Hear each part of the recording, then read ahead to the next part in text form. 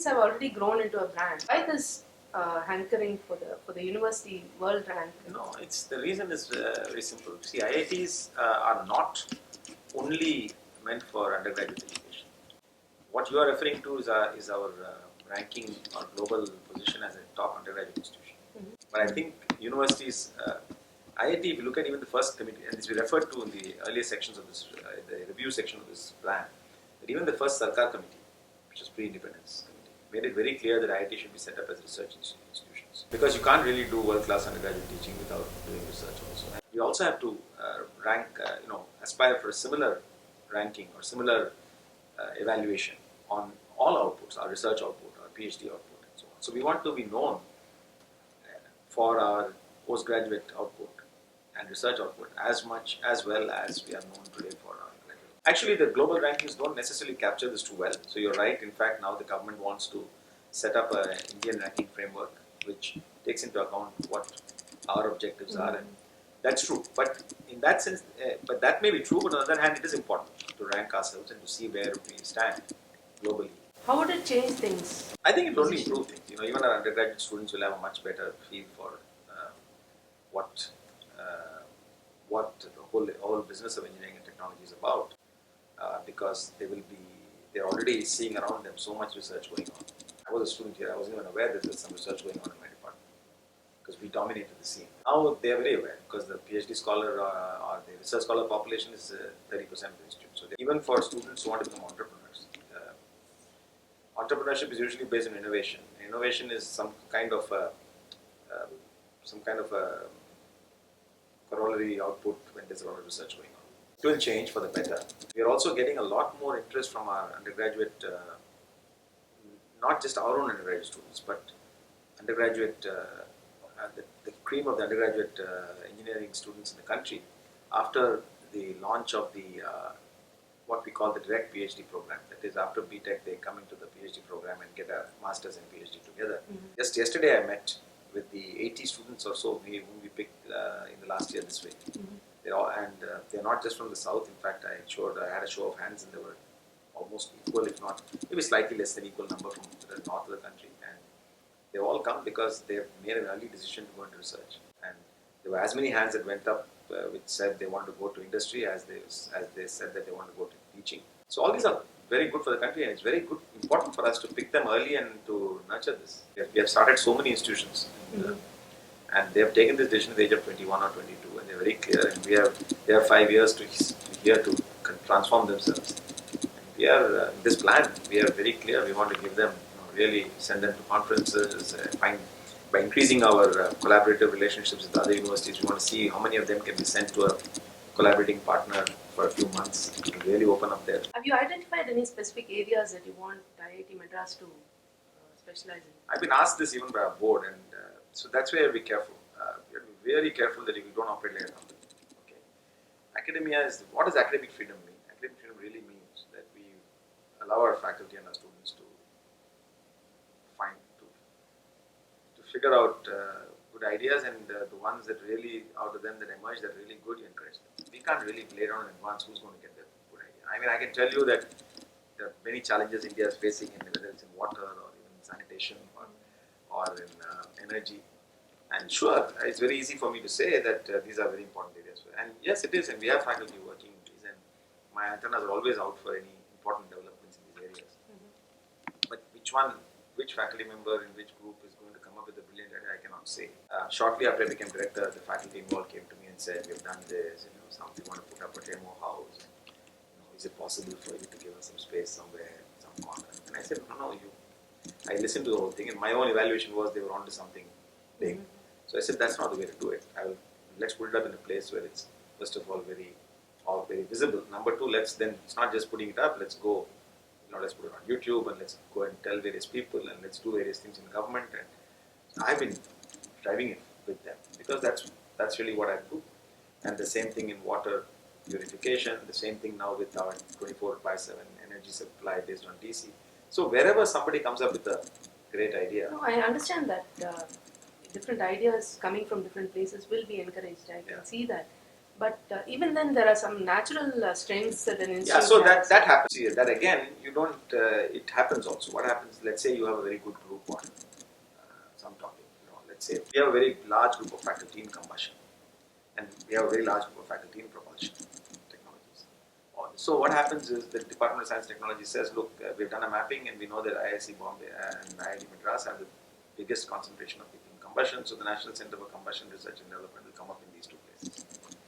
Now, DRDO says we know that propulsion, the bulk of the people are in Madras and Bombay IIT. So the Center for Propulsion Technologies is like, it's going to come up jointly. So what happens? The next good guy in propulsion somewhere in the world who wants to come will join one of these two. This happens. You don't have to really do much. Okay. Sometimes the nucleation of that depends on leadership. So you find some very good people, one or two, and then you back them, and then it becomes 4, then it becomes 6, then it becomes. So that is some extent driven from here. If you spot some leadership and some visionary, then you say, okay, let's build a group around this. But after that, it's self-fulfilling. You don't have to do much. The good guys land up here, they apply, they come. But they also want to come there. That's where all the facilities are. The best students are coming. So that happens. The most academic institutions, therefore, tend to grow certain areas very well. At the leadership level, at the level of strategy, the important thing is to recognize the early seeds for the new centers. Beyond that, it takes off on its own. So, what would you predict 2010? Well, we are committed in this. We see that we are seeing very clearly that there are about 25 centers that will come up here, because the last 2-3 years also about two or so have been come up every year.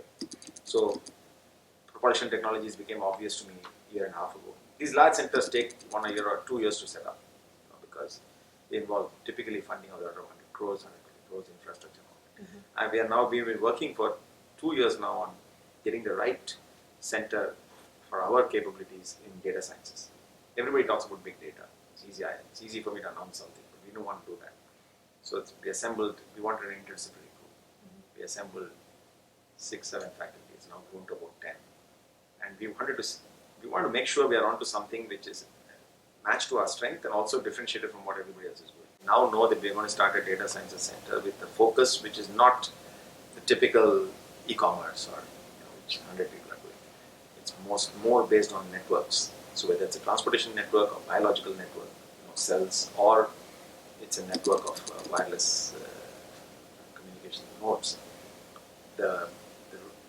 What you can learn from about these systems and about what's happening based on the volumes of data that you generate, that is the area we want to look at. So we are moving towards that. So that probably sometime between this year. We already funded internally the group with about $1.5 crore of funding. So I think they'll be in a position to get funding for a large center a year or two from now. So that will happen. There's a big center on machine tools coming up. So, we know where the seeds are and we move along in those directions. We have proposed a large center for advanced manufacturing because we have a lot of strength. Again, in very new areas of manufacturing, not what is traditionally understood. Like this, we proceed. So I think we are very confident. We already have something like 14 or 15 centers in the institute. 2 years back, we started a center on safety of heritage structures. We're planning to commercialize some 5 to 10 innovations every year. So we know socially relevant innovations that have happened, like text-to-speech conversion, like the railway bridge health monitoring system and so on.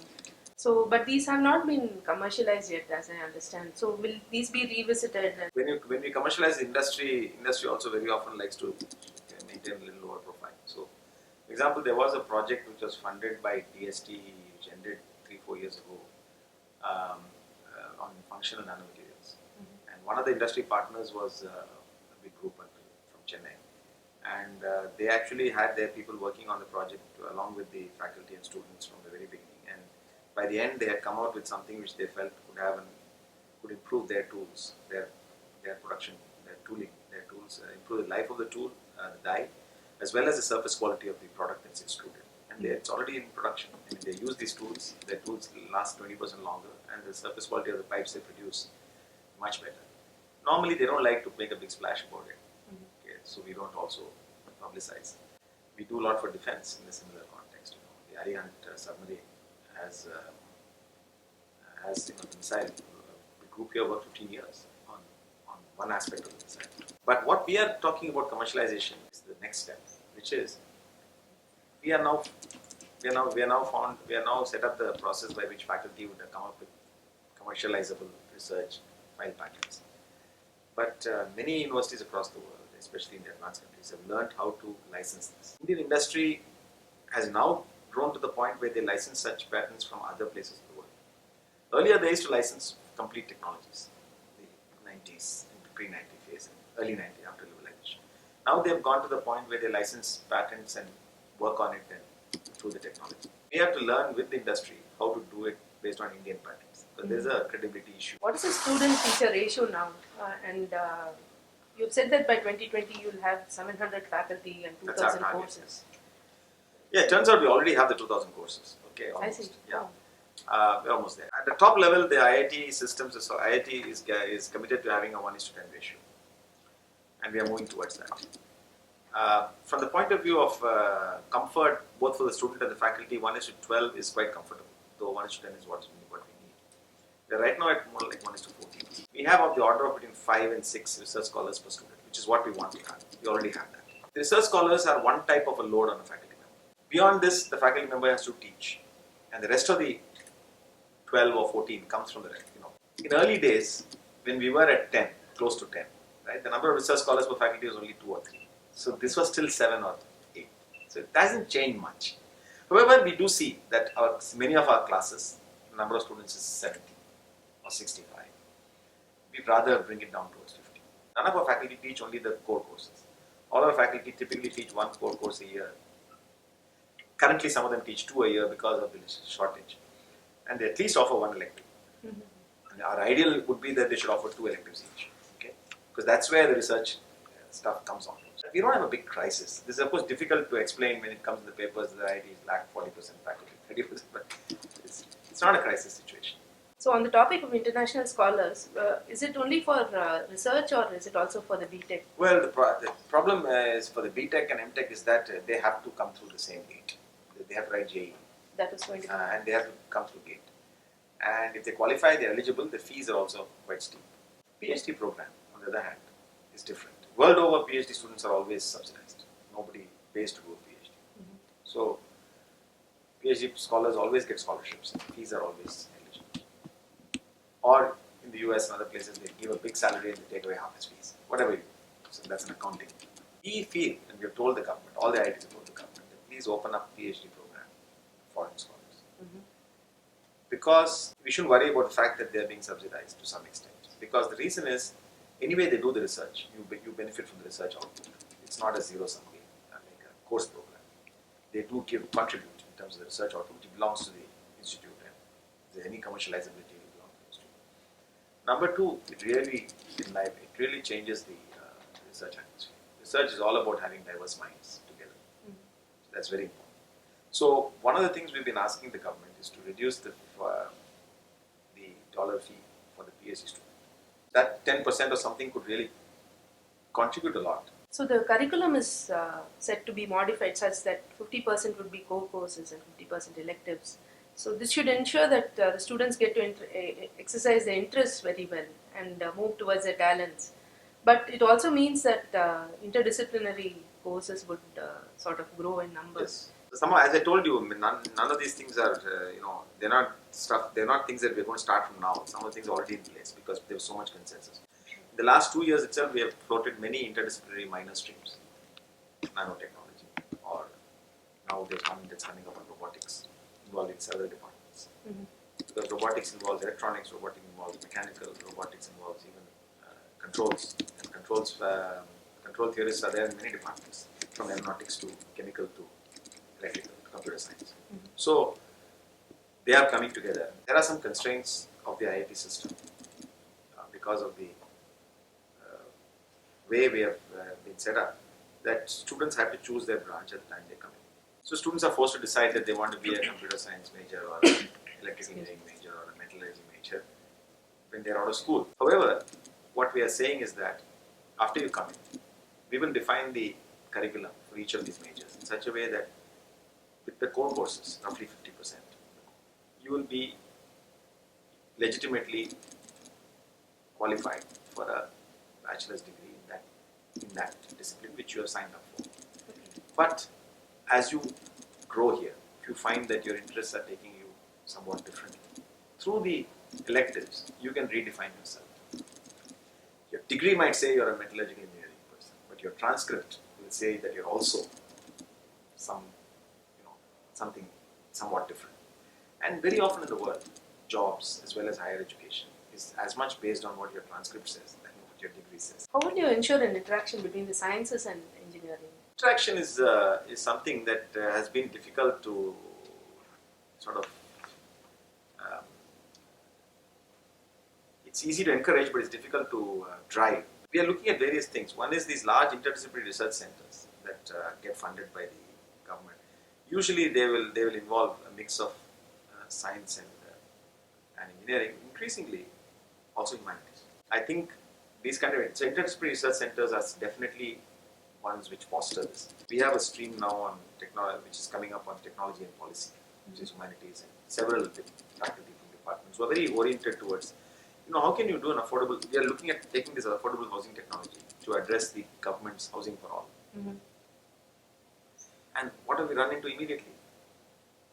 Okay, one is the cost, implementation, all of that. But then there are also serious issues. Who's going to own the land? Is this a house for the poor, or is it also wealth for the poor? Most people buy a home because it's also wealth. It's not just a home, right? If you just make it a house, will it go? Will it fly? Will people say, even the poorest person may say, I don't want it, right? Because even the hut I live in is still wealth for me. You're giving me a nicer house, but it doesn't belong to me. I don't want it. If you say it's wealth, then what if he translates it into cash tomorrow and moves back to the hut? Okay. As has happened in many housing board projects. How do you deal with all this? What are the models in the world? What has Singapore done? Right? How do you come? So immediately it comes into land use and other things in which people in the humanities, development economists have been working on for years. Come up with the technology lab. To the point of developing the technology, you can do something. Beyond the point, you can't proceed if you don't look at all these issues. So what we are finding is there's a lot of traction, and faculty tend to come together, they work, they do something together. I was just going to ask you actually about the humanities, popular culture, literature departments, and what will be the role of these departments in that? IIT Madras was the first to launch the 5-year integrated BA/MA program. They must have their own program. Then only the best faculty will come here. They must have their own PhD program and so on. Having said that, can we build a humanities department to compete with even JNU or DU? We are trying very hard to make sure that the humanities faculty here leverage their unique location in a technical institution so that their research will have a unique flavor which is not easy for others to replicate. Mm-hmm.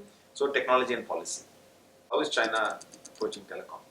How is India approaching telecom? What can we learn? Where is the synergy? Where is the opposition? Mm-hmm. Where is the friction? Or what is happening in some other discipline? So technology, policy related to technology issues. This is where the China Studies Humanities faculty here could potentially understand by working with a faculty member what's really going on. Mm-hmm. Not easy for a China Studies Center in JNU or DU to do that. So we've created a Center for Technology and Policy. Mainly, not just a Center for Policy, technology and policy. Mm-hmm. And our China Studies Center is also trying to focus on these kind of issues. So one of our faculty members in China Studies Center tries to understand how small traders from India are interacting with China. All the stuff that Ganesha's on the road, what's really behind it? How does it happen? Right? How does business linkages set up? How does it happen? Right? So those are the kind of things we'd like to focus on. Plan to make more of online courses for self-learning? No, you see what happens is now these tools are being used as effectively as possible. So I'll tell you, we are getting 800 students in the undergraduate program. Increasingly they're coming from very diverse backgrounds. Rural, urban, North Indian, South Indian. English is a problem, English is not a problem. All kinds of things. And their transition to the IIT system is more painful for some and less for others. And what we find is second year onwards we find much less variability. Most of them are settled. First year is quite difficult for many. They are large also in number. It's not possible for us to address individual needs on a one-on-one basis. Mm-hmm. We also want to make available to them all sorts of support tools. So we record now lectures by some of our best faculty, even pretty retired ones, in modular form, like Khan Academy or like MOOC. On every topic that is covered in physics, chemistry, maths in the first year. And we put it on our intranet. Every student here can use that if he finds he couldn't follow it in class for some reason and is too shy to even go to a counseling center or go to and say I couldn't follow. People are okay. You can go to that. If that solves this problem, we are happy. In addition to teaching the world, you can use these tools for your own students. Doesn't mean that we don't teach in class. It just means that you use these as support. Student life itself has changed since earlier. People are less in groups, they're more isolated, and they face various kinds of different pressure because of technology, perhaps, because of various things. So, is there any move to address these things in the... Yeah, so there are two things. One is that they are, it's more correct to say they are in different types of groups. And there are different pressures also. Life is changing outside, and that's reflecting here. The other important point we understood is that things are changing very fast. And we ourselves cannot claim that we understand what's happening.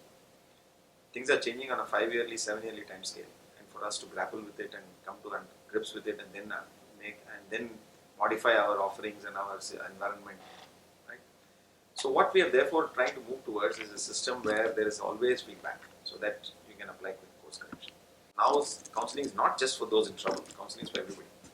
Okay, that's the first concept. Everybody needs some counseling or some help in some form or the other. We are now saying that we would like to see every student, particularly the undergraduate. It's much harder with the PhD students, but anybody who comes for a PhD is already a nerd of some sort, if you want to put it in a lighter way. But it's very focused. We want them to some activity other than their academics. And so we are trying to track that. And increasingly our counseling is becoming more proactive. We try to find out the students who are not doing it. Why, would you like to do something? We're trying to open more and more clubs. So it's really a way by which we are trying to reach out and offer more options to the students to do various things. And be more present, available with quick closing of feedback loops so that we can counsel if they are in trouble of any kind or if they're confused in any way, try to do that. The campus is poised to become more student friendly and research friendly, 24-hour cafeterias, and can you outline some plans? Yeah, so one of the things I've always noticed in many universities in the world is there is a square. There's a square in the university somewhere where it's very nice, and usually somewhere off the square there is a nice cafeteria, and a lot of people hang out there. For various reasons, many institutions in India don't have such squares, but IIT Madras in particular, because from the time it was from its inception, it has had to deal with this issue that it is in a very pristine, natural setting.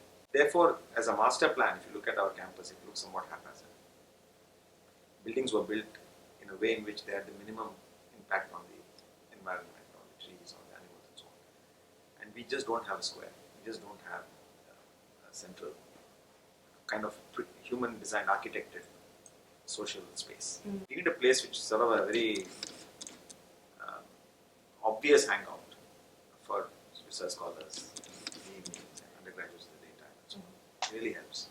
Is it close by this place? Yeah, it's right. The new academic complex is coming up where we used to have our old big godowns earlier, and there used to be a bus depot nearby, and we got rid of all of that, and the food court is coming up there. It turns out that area has a big open space now, so it's sort of going to become a quadrangle of some sort.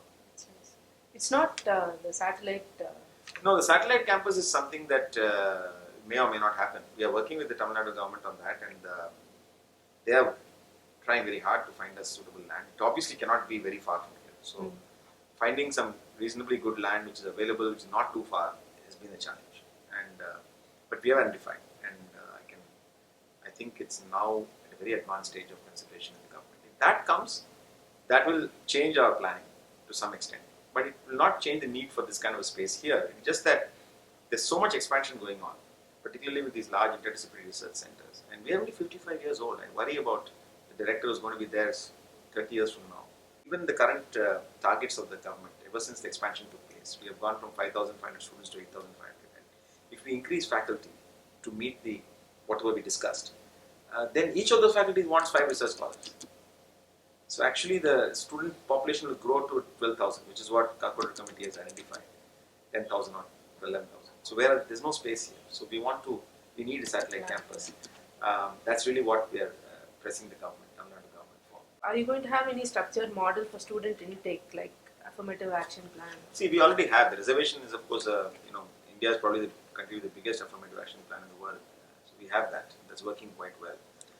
As far as gender is concerned, because of the JEE and GATE format, there is no quota for for women. That's a big issue. And interestingly, the fraction of women in PhD is 30%. The fraction of women in BTech is only 12% in IIT Madras. The JEE is, for some reason, is becoming a big hurdle for girls. The fraction for MTech is not that much better, though actually the fraction of girls in engineering in other colleges is 50%. Some of the ones who want to do MTech is much less. It's only 14 or 15%. MSc is better, 18%. So I think we have a challenge. The IIT system has a challenge in getting more women into the BTech and MTech programs and MSc programs. I don't think it's a problem of what's inside IIT, it's a problem of what's outside IIT. Is it also true that in the computer science there are lots more women? Well, not in the IIT system, because we go by JEE, and JEE seems to have a problem for the girls. They seem to be not getting into it for whatever reasons. Certainly nothing to do with their ability. Right? The computer science is very often, and ECE is very often, outside world is seen wrongly as something that is suitable for women, and mechanical as being not suitable for women outside. In the IIT system, we don't see that much of a problem. Do you have any strategies? What can we do? Can we change the JEE? I mean, do they want to have quotas for girls in JEE? I don't know. Maybe it's a good idea. I've not thought about it. It's not something I decided on my own, so it's not part of my strategic plan. But that's an issue to think about. But on the other hand, there is a feeling that this is going to change dramatically in the next 10 years, because there's a huge social change in the country. Many families now give as much importance to their daughters as to their sons. And I think the effort you have to put in, the main problem is they have to go for coaching, and you have to put in the effort to drop them and bring them back, because you do have legitimate fears of safety. That is where the catch is coming, I think, for the women, for the girl students.